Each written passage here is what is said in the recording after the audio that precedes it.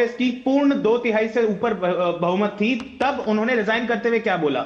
I am thankful to the prime minister for standing firm on the principles of equality and reform even in the face of immense opposition. क्यों अंबेडकर ने resign करा था? क्योंकि वो एक Hindu code bill लाना चाहते थे जहां पर वो औरतों को समान अधिकार देना चाहते थे।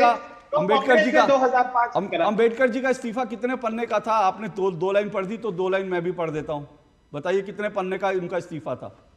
पन्ने नहीं गिन रहा हूं मैं, उसमें स्टेटमेंट आपने सेलेक्टिव सवाल है। अरे सवाल है ना, सवाल है अंबेडकर, सुनिए, अरे सुनिए अंबेडकर जी ने आपको जो सूट करा आपने वो लाइन बोल दी, ठीक है ना, कोई दिक्कत नहीं, उसमें वो लाइन भी है, मैं तो उससे इनकार ही नहीं कर रहा, लेकिन आपने पूरी लाइन नहीं बताई ना।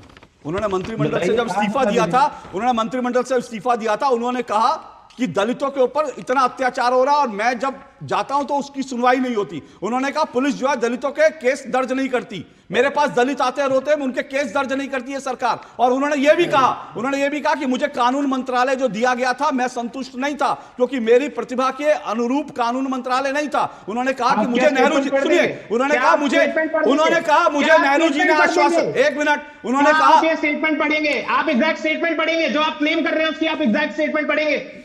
मैं एग्जैक्ट स्टेटमेंट पढ़िए, आपको एग्जैक्ट स्टेटमेंट बता दूं, मैं बता दूं एग्जैक्ट स्टेटमेंट, एक मिनट रुकिए। अच्छा सुनिए ना, अभी एग्जैक्ट स्टेटमेंट पढ़ रहा हूं, बताइएगा। डॉक्टर अंबेडकर ने कहा मुझे कांग्रेसियों के द्वारा देशद्रोही कहा जाता है क्योंकि मैंने गांधी जी का विरोध किया। यह आरोप आधारहीन, झूठा और देशयुक्त है। नहीं कहा गया है लेटर में। अच्छा, ये नहीं कहा है, ये चिट्ठी पंडित नेहरू की नहीं है, ये चिट्ठी पंडित नेहरू की नहीं है।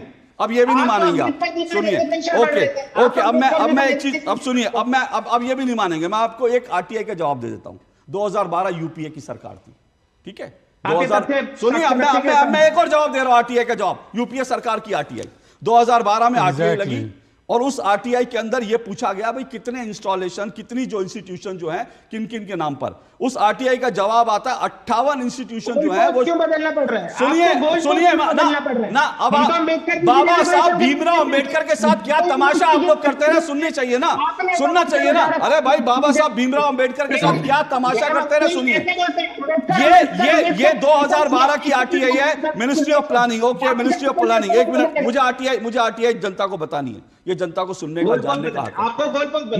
मुझे जनता को जानने का हक है। एक मिनट रुकिए, मैं आपकी बात पर आ रहा हूं क्योंकि आपने सेलेक्टिव पढ़ा। मैं आपको आरटीआई बता देता हूं आप लोग क्या करते थे बाबा साहब भीमराव अंबेडकर के साथ। अंबेडकर जी ने जो आरटीआई लगा उसमें 58 नए इंस्टीट्यूशन शुरू हुए थे, जिन नए या पुरानों का नामकरण हुआ था। और आरटीआई कहती है उसमें 27 इंस्टीट्यूशन नेहरू गांधी परिवार के नाम थे, सरदार पटेल के नाम 1, बाबा साहब भीमराव अंबेडकर के नाम 1। ये आरटीआई का जवाब है।